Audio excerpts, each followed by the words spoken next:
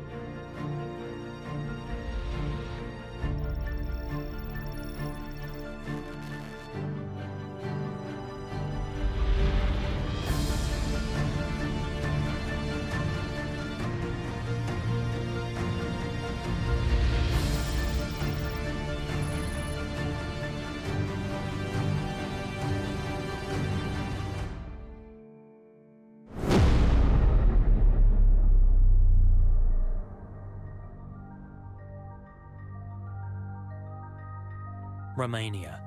What do we know of this country? In reality, very little. However, we've become aware of a culture impregnated with surprising traditions and histories. We have in mind images of haunted castles and vampires, but we are far from the truth. Here, there are numerous oral traditions that allude to ancient civilizations, as well as numerous archaeological discoveries that seek to cover them up. To better understand the myths of this country, we will go off the beaten track and meet with often contested researchers and experts, some of whom have dedicated their entire lives to bring to light these discoveries and re-establish truths long since hidden. We will reveal ancient sanctuaries, mysterious treasures, and unusual archaeological objects that can bring into question our entire history. Have there been previous civilizations with a very advanced knowledge? Could humans have co-inhabited the Earth with giants? Our research will take you to out-of-the-way places where myth and reality cross paths.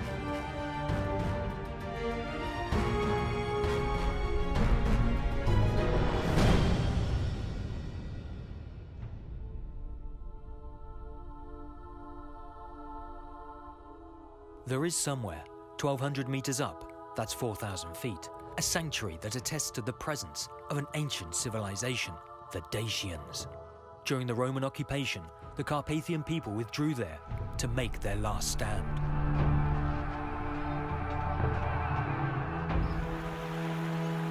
And what we have discovered there will shake up the established truth.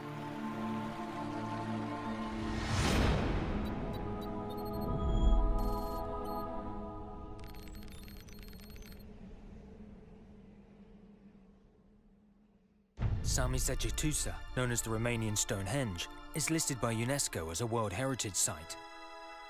Now in ruins, this sanctuary was once the ancient capital of the Dacians, one of the original peoples of Romania. This military supply fortress was comprised of 5 terraces that extended to more than 30,000 square meters, Inside it contained living accommodation, stables and storage facilities, all served by a complex water supply system. The city temples did not survive the wars. Only fragments of andesite rock proves their presence. Archaeological excavations attest that the inhabitants enjoyed a high standard of living. Here the buildings benefited from modern installations a long time before the Romans interfered with the Dacian culture. But Samizejitusa was much more than a simple city. The Dacians took their knowledge from an influential priest, Tiseu.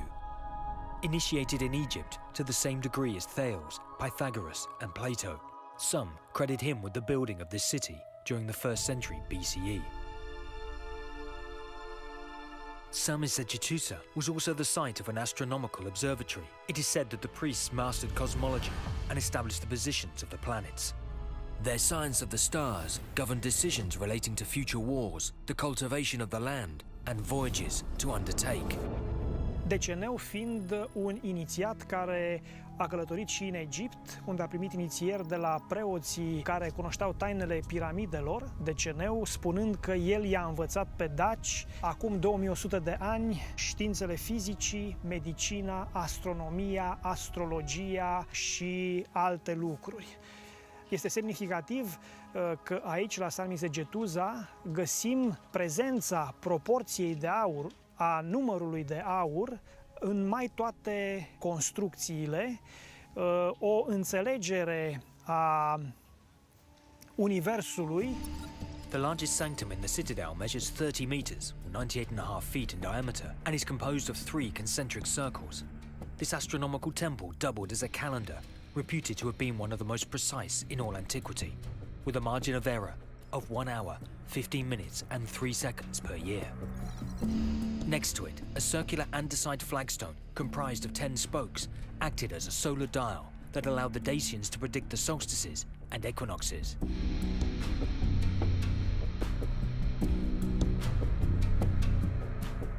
Historians know very little about the Dacians and attribute to them a very limited degree of knowledge. Many affirm that they did not possess the written word. This polemic affirmation divides many researchers.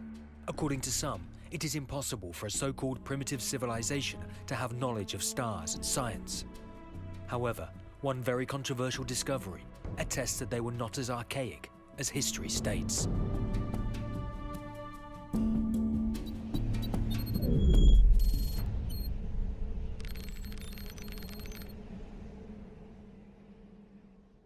Discovered in 1875 under the reign of King Carol I, the tablets of Cinea suggest that the Dacians did in fact possess the written word.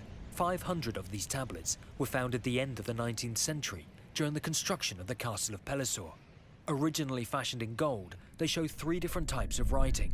One resembles a form of ancient Greek, but the other 2 remain unknown. To get the gold, King Carol had copies of them made in lead before melting down the originals. Cette forme de grec ancien a permis de traduire quelques mots sur certaines tablettes. Du coup, on pense qu'elle mettrait en lumière les chroniques de Décébal, qui était un roi dace, et elle mentionna aussi la cité de Samizejitusa. En plus, certains signes qu'on y trouve présentent des similarités avec le style arabique, et les historiens et archéologues évoquent également des personnages aux allures de rois perses et arméniens. However, their authenticity is quickly contested by historians. It is inconceivable for them that they could assemble 3 different styles of writing. More so, if we have not discovered similar writings, then they had simply been invented. Pourtant, elles ne sont pas les seules à mettre en lumière 3 types d'écritures différentes. Et on en a la preuve avec la pierre de Rosette, qui a permis de déchiffrer les hiéroglyphes égyptiens. Et certains chercheurs affirment que si elles avaient été authentiques, elles n'auraient pas été fondues, car elles auraient été trop importantes pour l'histoire. Le roi Carol, qui était déjà immensément riche, n'aurait pas eu besoin de l'or des tablettes. The verdict is without doubt. They cannot be authentic. For historians, they were just a joke. The story could have stopped right here, but in the last few years, a number of them have disappeared, suddenly reigniting the controversy surrounding their true nature. Un cercetător român, Dan Romalo, a reușit să aibă acces la Institutul de Arheologie și să fotografieze 200 de astfel de tablițe. Ei bine, în urmă cu câțiva ani, când am fost la Institutul de Arheologie din București, am mai găsit 34. Sute de astfel de tăblițe au dispărut fără urmă, fără ca cineva să poată să fie tras la răspundere, pentru că ele, nefiind înregistrate, practic putem considera că pentru instituțiile statului nici nu existau. În primul rând, este o argumentație logică. Cineva care dorea să creeze o confuzie istorică nu avea nevoie să facă sute de astfel de plăcuțe, ci era suficient să facă 5 și crea confuzia istorică dacă asta își propusese. Is the disappearance of these tablets linked to their containing a message and mysterious inscriptions? Or maybe they show that the Dacians were not so primitive. But what were they really? In Romania, the Dacian people speak a lot about it, but according to historians, it is as though they came from nowhere. To understand their origins, we must go back to an era where the Thracian territory extended east to modern-day Germany and south to the Caspian Sea. Very little is known of this civilization, only that it was divided into hundreds of tribes, of which the most important was the Dacians, known as the Getae by the ancient Greeks in modern-day Romania. The Greeks were the first to document the exploits of the Thracians. The philosophical texts by the likes of Herodotus and Plato are full of praise for them. Excellent horsemen and remarkable competence, their temperament was a veritable asset for the Greeks during the siege of Troy. They were also found at Alexander the Great's side during his campaigns and conquests. Far from the derogatory clichés, the skill of the Thracians in gold and silver demonstrates an undeniable artistic refinement and invokes an accomplished civilization. Atunci când vorbim despre traci, care în multe rânduri au fost prezentate în mod oficial ca o populație barbară, primitivă, descoperim de fapt o cultură excepțională care în anumite momente a influențat cultura greacă în mod major. Practic, atunci când vorbim despre Orfeu, Dionisos, Apollo, Artemis și alte divinități sau tradiții grecești, trebuie să subliniem că acestea au fost împrumutate de greci de la populațiile tracice. It is said that in Thracian mythology, Zeus was called Zebelizes. Artemis is enshrouded in the traits of Bendis. Zabazios became Dionysus, just as Apollo originated as Orpheus, god of mythology of the art of divination. Each of the Greek and Roman gods traces their origins to the Thracian divinities. The Greeks were inspired by these people in their lifestyle and their philosophy. Spune foarte clar, făcând trimitere la geți, unul dintre neamurile tracice călătorește la geți nu ca să le dai legi, ci ca să tragi învățăminte de la ei. La geți, câmpurile sunt nesfârșite, toate pământurile sunt comune și dintre toate popoarele sunt cei mai înțelepți, ne spune Homer. Am încheiat citatul. But this civilization, with its inestimable resources, was to be coveted by a Rome that was being crushed by its debts. After many wars, Rome came to destabilize the Thracian nation and conquer part of its territory. The last tribe to resist the invasion retreated to the Carpathian Mountains in Dacia. Tough and immovable, their emblem was the wolf, symbol of intelligence, liberty, and insubordination. Associated with the snake, it forms the Dacian Draco that would become renowned. Seeing that they were a minority in the face of the Romans, the Dacians made no compromise. They swore only to Zalmoxis, a divine priest who persuaded them that to die on the battlefield led to immortality. A formidable belief which undermined the Roman soldiers. It is at Salmis Secatuzza that they delivered their final battle. The citadel, the ultimate resistance to the Roman invasion, sheltered Decebalus, the last king and general of the Dacians. Despite the competitiveness of his army, they ceded in face of the power of the Roman Emperor Trajan and chose to die to accede to Zalmoxis' paradise. Les Daces ont fini par perdre face à Rome, mais de tous les peuples d'Europe, c'est quand même un des rares à avoir résisté aussi férocement à l'envahisseur. Et c'est pas un hasard si leur symbole c'est le loup. Ça illustre vraiment cet esprit de révolte. Et alors, en parlant de révolte, l'anecdote intéressante, c'est que lorsqu'on sait que le royaume s'étendait jusqu'en Phrygie, qui est donc une partie de la Turquie, d'aujourd'hui, on peut faire le rapprochement avec les bonnets pourpres qu'ils portaient, appelés donc les bonnets phrygiens que portaient les révolutionnaires français en 1789, mais aussi repris dans d'autres révolutions partout dans le monde. C'est un symbole qui est vraiment fort et c'est vrai que beaucoup d'entre nous en ignorent véritablement les origines. Despite being victorious, Emperor Trajan honored the Dacians in erecting imposing statues in Rome. They expressed force and bravery, a startling sign of recognition by a Roman emperor.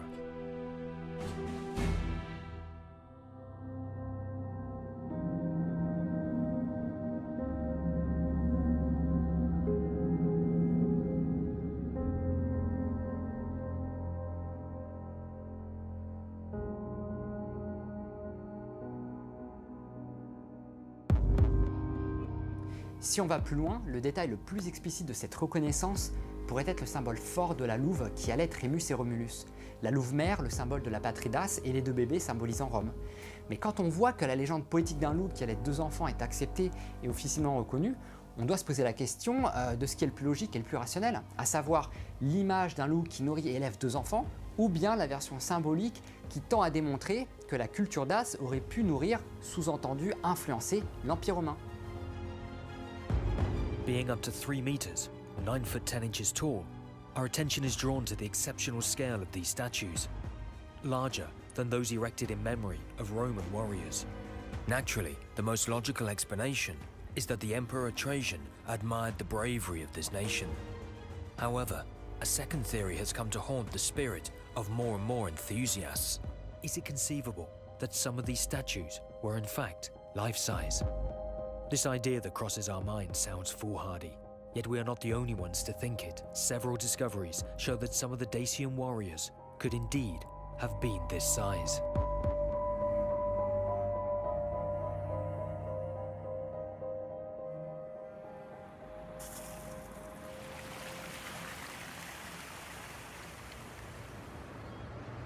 In Bucharest, the Natural History Museum harbors an exceptional treasure. Delicate gold and silver sculptures confirm the mastery of these materials that this nation possessed. Certain jewelry from Samizekatusa that almost 2,000 years later contain treasures that have never yet been excavated. Among this decorative jewelry, including brooches and necklaces, are found some stunning bracelets. Their diameters vary between 9 and 13 centimeters, 3.5 to 5 inches, and weighing anything from 700 grams to more than a kilogram.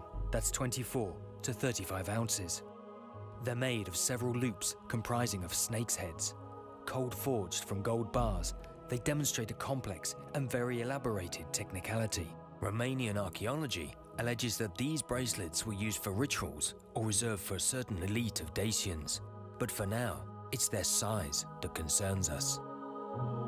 Si on part du principe que c'était des bracelets de poignets et non pas de bras, on constate qu'ils sont anormalement grands et qu'ils ne correspondent pas au diamètre de poignets d'êtres humains ordinaires. On pourrait penser qu'ils étaient portés au bras, mais même dans ce cas de figure, ils sont beaucoup trop longs. S'il s'avère en effet qu'ils étaient portés au bras, alors ceux qui les portaient devaient être très grands. On peut en déduire qu'ils devaient mesurer très facilement plus de 2 mètres de hauteur, si ce n'est plus. According to historians, these bracelets were worn by the highest-ranking Dacians, and without wanting to play with words, these highest must have been very tall. This partially broken helmet has a diameter of around 30 centimeters, 12 inches, almost twice the size of an ordinary head. Specialists allege that they were worn on top of other helmets. What is to be made of this ceremonial breastplate that no ordinary shoulder would be able to wear, and whose length measures almost 80 centimeters, 31.5 inches? Just below, a ring with a diameter of 3 centimeters. That's more than an inch. And it's the same for this gold crown of unequaled finesse, which too has a very large diameter. It would have belonged to King Sooths III and came from his tomb in Bulgaria. Bizarrely, the remains of this king have never been found. Did giants once walk these lands? Un épisode de l'histoire romaine en territoire thrace mentionne l'existence d'un berger devenu ensuite empereur qui s'appelait Maximin Thrax et il avait une taille qui dépassait les 2,50 m de hauteur. In 190 BCE, in modern-day Bulgaria, Roman soldiers met with something strange. In front of them stood a Thracian shepherd who towered over them by several head heights. This colossus joined the Roman garrison, where he rose through the ranks to become emperor in 235 AD. Many think that this description of Maximinus is exaggerated, and unless one day we find his skeleton, his real size will remain unknown. Si cet empereur avait réellement cette taille, on pourrait envisager que d'autres soldats tout aussi grands, peut-être même plus encore, auraient pu eux aussi exister. Ça pourrait peut-être expliquer la taille hors norme de certains bijoux qui ont été retrouvés. On the Sinea tablets, one engraving could confirm it. It puts into evidence a scene where men came face to face with giants. On their shield, a significant symbol indicates that they originated from the legendary continent of Hyperborea. An ancient map by Jared Mercator, dated 1595, locates the original country of the Hyperboreans in the remote areas of the North Pole. According to ancient texts, these lands were not at that time covered in ice. Les légendes, les chroniques anciennes disent que la première civilisation qui a existé s'appelle Hyperborée. Hyperborée était située au niveau des pôles. Et ce peuple hyperboréen, s'il a existé bien sûr au sens propre, est descendu donc vers le sud. Donc est descendu en plusieurs endroits. Il y a eu plusieurs branches. Une branche serait allée vers le Caucase. Donc la nouvelle capitale des Hyperboréens s'appelle Asgard et c'est situé dans le Caucase. Une autre serait partie vers le Tibet et une troisième serait allée dans des archipels situés au niveau du golfe du Mexique aujourd'hui qui donne naissance à l'Atlantide. Homer equally alleged that the New Borea was situated in Thracia and that the Hyperborea was situated in the north of Thracia, where the Dacians used to live. The Greek legends state that the descendants of Borea, the Boreads, were giant kings measuring more than 4 meters, 13 feet in height. If in those days men of gigantic dimensions existed, we understand now why they fascinated the Romans so much and inspired the Emperor Trajan to erect these famous statues. Official history does not mention skeletons of large dimensions that would confirm this hypothesis. However, other anecdotal evidence does draw attention to it. It is not impossible that certain archaeological discoveries could have willingly been ignored. To understand more, we have to go off the beaten track, to dig, look for more clues, and go against the tide of perceived ideas.